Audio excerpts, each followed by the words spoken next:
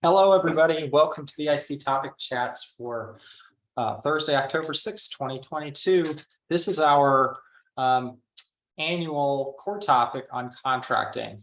And this is a very hot topic. It seems like I didn't realize it when I put this in October that this was so appropriate because a lot of us end up doing contracting in October because we follow a fiscal year, or we have clients who follow a federal fiscal year. So a lot of contracts get awarded in August and in September. And so if you're like me, you've just found out about contracts that were awarded to your clients. And then they said, oh, they're just now getting around to telling you, oh, by the way, we got that grant. And there's a lot of celebration and it's exciting.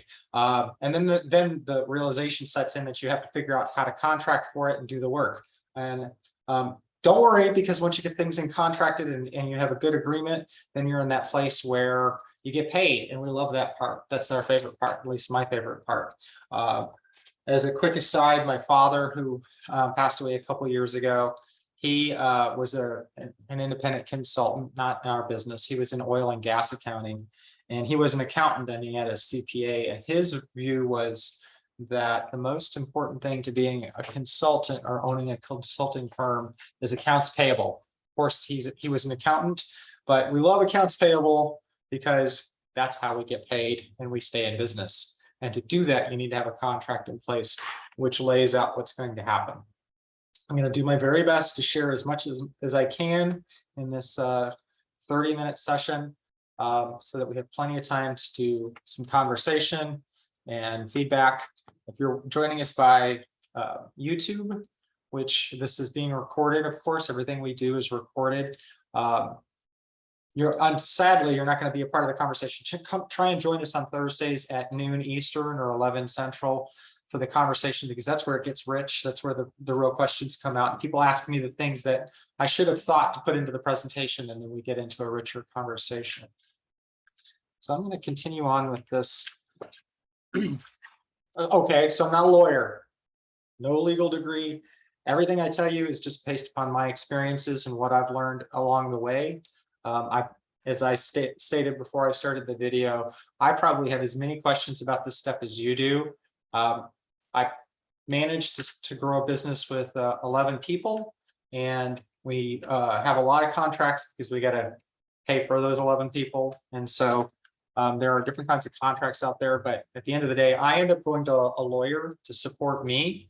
And I suggest, particularly if you have any questions or if there's any complications, you should go to a lawyer. I don't necessarily suggest you go to a lawyer for everything all the time, because that'll get expensive. And even most lawyers will say, listen, you've got this figured out.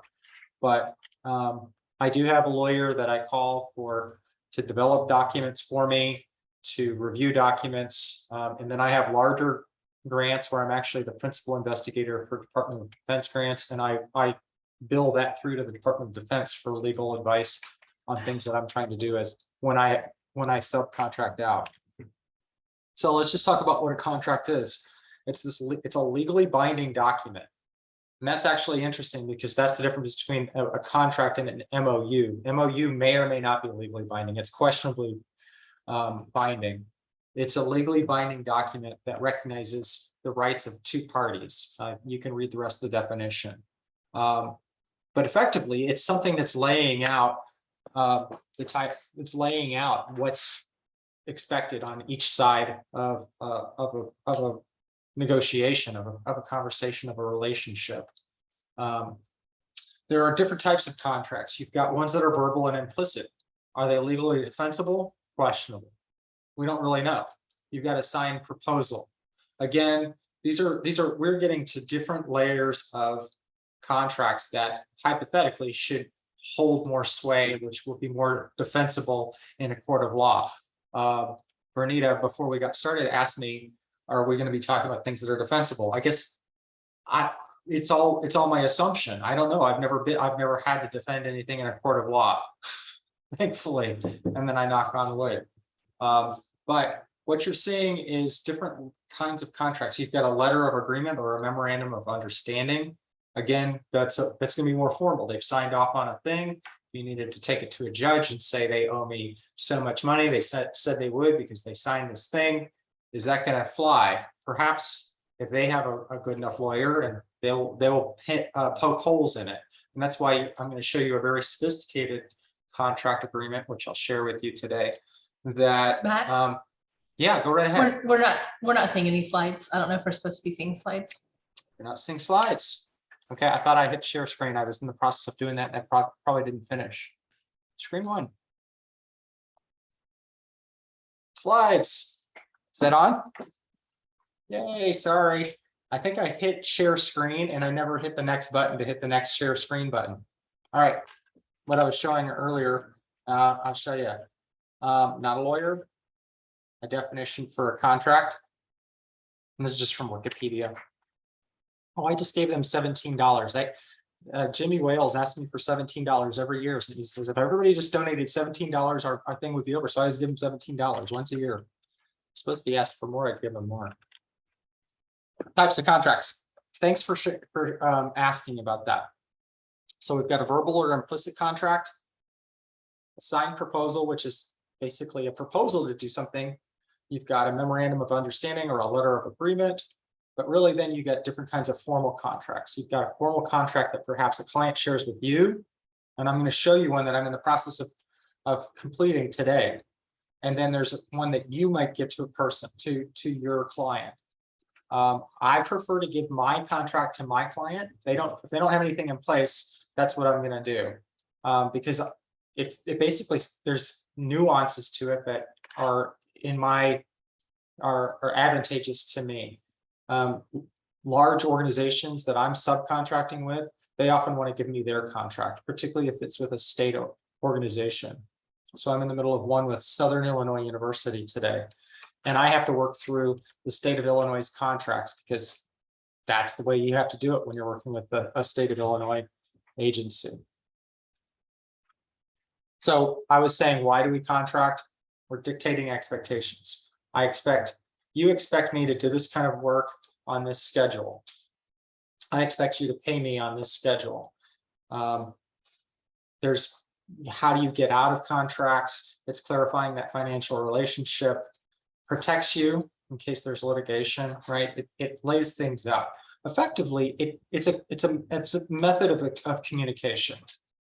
It just basically puts it all out there so that you know what to expect. Now, there's a lot of nuance to it, and you get into the depth of it all on what you can and can't do. In the state of Illinois, I can't contribute funds to anyone in Iran. I'm not sure where that came from. I'm sure at some point in time, somebody in the legislature decided we shouldn't be contributing to Iran, and everybody who signs a contract with anybody at the state of Illinois needs to say, I won't contribute money to Iran. Okay. Good thing is I don't. Oh, important. The fourth bullet, it identifies you as a contractor. So our clients oftentimes need to delineate a relationship that we are not employees, so that they are not charged taxes and the state doesn't come after you. If the state asks your client whether you're an employee or thinks that maybe you should be an employee, they can pull out this contract that dictates these things. And I'm not going to get into that nuance there. And there's a long list of things that makes you not an employee, discretion over your work, hours you keep, where you do your work, the fact that you own your own computer, things like that are in there. But it does delineate that. It says start and end dates, and provides you reference so that you can say, hey, this isn't in the contract. This is scope creep. This is outside of what we agreed to do. And so this is important to you too. There's a lot of sections, and I'm going to share through the chat in the section some documents that have been shared with me over the years that we use for the workshops that we do for independent consulting. But this is the different types of things that you may want to include in a contract. Let me pull some of that open.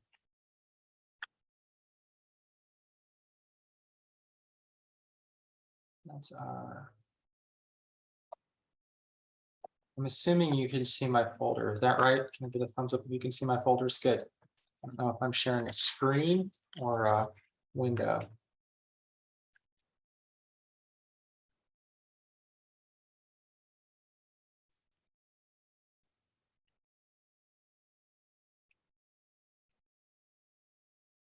So Gail Barrington created these contracting topics here. And this was shared with me, and I've shared it out in July 2020.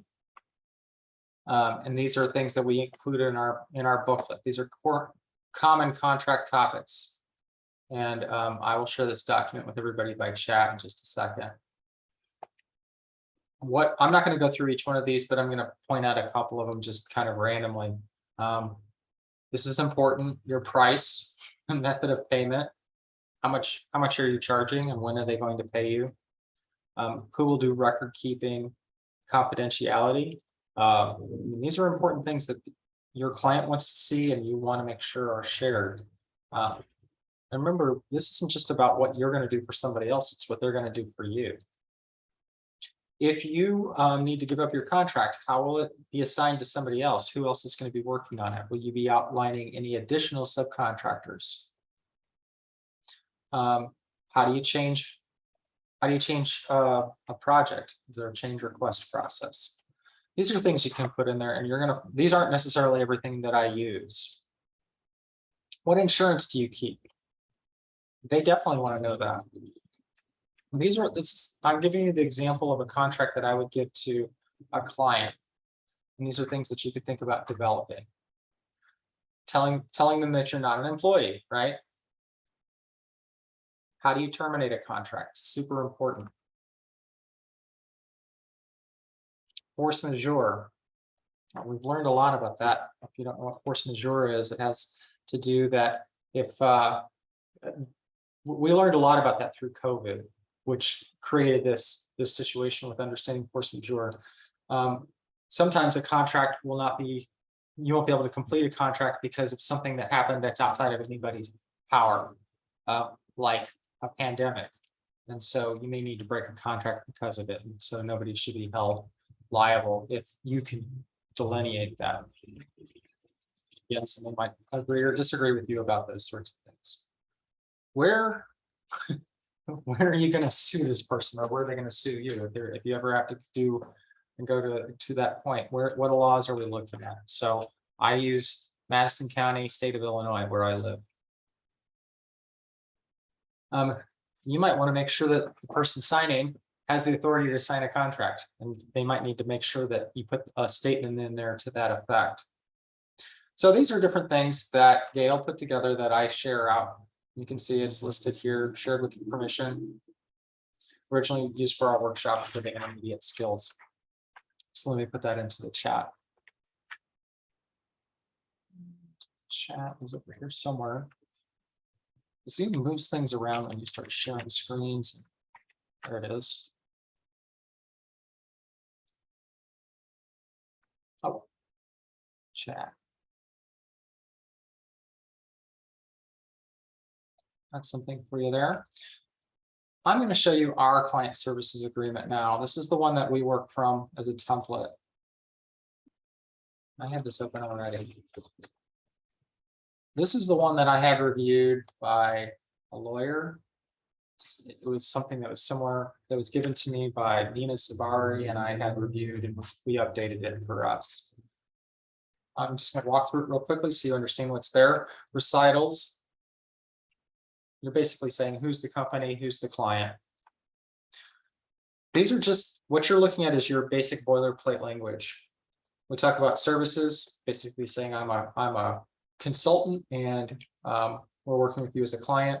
We are expecting you to pay us. We will have expenses, and if there are expenses, we'll share them with the client. Again, I don't touch any of these sections. These sections are set to me by my lawyer, and I don't change any of this. There is sections in here that we're going to change in a little bit, but this is the basic boilerplate language. How do we terminate? What's the term? What happens when you terminate? The fact that I'm an independent contractor, not an employee. The fact that I take care of my own taxes I have workers' compensation. They want to know that, so I let them know. How do we manage intellectual property? You may actually want to pay attention to this one because it may change with who you're working with. Most of my clients, they own it. Sometimes I own it. So this is an area where you may be changing the boilerplate. This is saying I don't break the law. I'm not going to interfere with anything. And the client basically is saying they have the ability to enter into this agreement. Indemnification, holding harmless. Confidential information. We're acknowledging that we're exchanging confidential information here.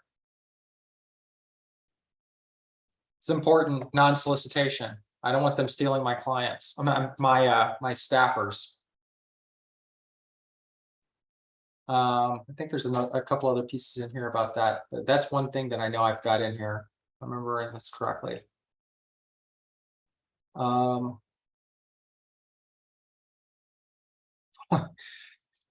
It takes a lot of patience to read these things too, I can tell you. Yeah. Will not directly or indirectly solicit for hire any employee or other party. That's basically it. I don't want them to hire my staff away from me. I'm in a relationship with them where it would be in their best interest to hire my staff away from me because it might be cheaper for them. But that's not a good idea. By the way, totally unrelated to this contract, I do have non-compete clauses for my staff as well, so that they can't go off and work for a client or steal a client away from me and go start their own consulting firm. The client can't assign me to somebody else without my permission, and I can't just assign this off without a coordination. Oh, doesn't look like the document. Merv, I did try sending that to you, but it doesn't look like it went through. I'll try it again in just a second. Anyway, you can see, and I'm going to share this document too, perhaps, maybe, if it all goes through. But this is the contract. Now, what I'm going to show you is a contract that we actually developed recently. And you can see the way we set it up with this client. After you get through all the contract language, that's where I put in what I'm actually going to do. So you saw the entire agreement section and the other thing. Then I put in a scope of work section, and that's basically that. Sometimes this is done as an addendum. I do it within the document, and this is the scope of work. Effectively, I almost always just, and listen up on this one, Emily. This is where I put what I said I was going to do when we put together the proposal. And if we've had any changes, then we'll put that in here too. But for the most part, we've gotten approval from a funding agency that says, go do this wonderful thing with this subcontractor, Matt Feldman and Goshen Education Consulting. Whatever I said I was going to do, that's what I put directly into the contract. Now, we may have edits and we may want to update that here, but for the most part, that's what I'm going to put in here because we've gotten approval to do that already, unless they've asked for changes. And sometimes they have, and then I'll make sure that that's in here too. So this is straight out of a National Science Foundation project description. And this is our evaluation section. That's our typical evaluation table, right? If you've ever worked at the National Science Foundation, you've only got like 15 pages to say everything you're going to do. So the evaluation is usually restricted to a page to 2 pages. So this is pretty short. Then I give a little description on who I am. I talk about a period of performance from the National Science Foundation evaluation budget. They have a narrative section that I've completed, and that's straight from it, and that's what we charge. And then I set up a fee schedule. This is the most important part to me, because this is when I go back and I look at these contracts later. This is what I'm going straight to, because I got to remember how much are we supposed to get paid on October 1st, 2020. And Emily looks at this too. Emily, who's here as my office manager. And so this is what we're looking at for the year. And then there's a total that we're asking for. And this is what has already been approved by the National Science Foundation. So this should go through easily with this institution that we're working with. And why these numbers are so exact, it's because we contracted it and we negotiated it down to the penny when we were going through the process. And you get into the acceptance. and this is with Missouri University of Science and Technology. By the way, this is all FOIA. This could all be public. I don't think that I'm sharing anything out of context here. There is a critical little phrase here that I'm going to copy and I'm going to put into the chat. I think it'll work this time. This little phrase that I'm putting in the chat, I love, because there are times when you get into a contract conversation with somebody who wants you to start work right now. They've got the money, but they don't have the ability to approve the contract without 6 months of negotiations with some vice president they've never met, or another office for accounts payable. So if they have the ability to pay you, I put this little phrase in here: your payment indicates full acceptance and also will signify your approval to begin. Because they usually are able to spend the money, they just can't sign a contract for reasons that are beyond me. Why does somebody get the ability to spend money but not sign a contract? I don't know. It happens all the time. Oh, we've got people in the waiting room. Anyhow, so that's our contracts there. Let me see if I can share those contract pieces in the chat again. For some reason, it didn't go through the last time. Okay, we're trying. Oh, I know why. It's because the document's open. Try it now. There it is. All right. I'm also going to share our client services agreement template. See if that goes. Nope. Same problem. I need to close it down. All right. So I'm going to share that with you in case you want to take a look at it. I also want you to know that what I share with you, you should have it reviewed, because this is very complicated stuff that I don't necessarily even understand. So you should take it to your lawyer. Don't save that. There we go. Now, back to, oh, here's more contract sections. I think this is all in Gail's document. Here's some advice, and then I actually want to share with you another thing that happens on the other end of things when people send you a contract and the things to look for. Try not to work until the contract is finalized. I used to say don't work. It's almost impossible. I'm in the middle of three projects right now, which I know I'm going to get paid for. At least I think I'm going to get paid for. One of them is they won't allow us to work, even though we're quietly doing the work, because we know we're going to get paid. They've approved everything. It's just got to go through, again, some vice president and a lawyer and an accounts payable department that have no idea, and they don't care about us. And the client, the academic department at the university, is under the gun to get things done. So we're quietly doing things so that when the contract's finalized, we'll send it through. We have another situation where we were told to start work before they could even get a contract in place. We did it, and we're 6 months back. And actually, that's the contract I'm going to share with you for a significant amount of money. It's really frustrating, but I'm going to share that with you. Try and get everything you do in writing. If people want a change order, have them sign something, even if it's not a full contract. If people, this is how you get away from scope creep. Make sure it's put in writing. Don't forget intellectual property. I shared with you on that one section. You may want to make sure that that makes sense for what you're supposed to be doing with your contract. Typically, my intellectual property is owned by my clients, but that's not always the case. And when possible, if you can, you want to own your own you want to own the intellectual property, because you never know where it's going to go. You don't want to have to ask your clients for permission to use something that you developed and they don't care about.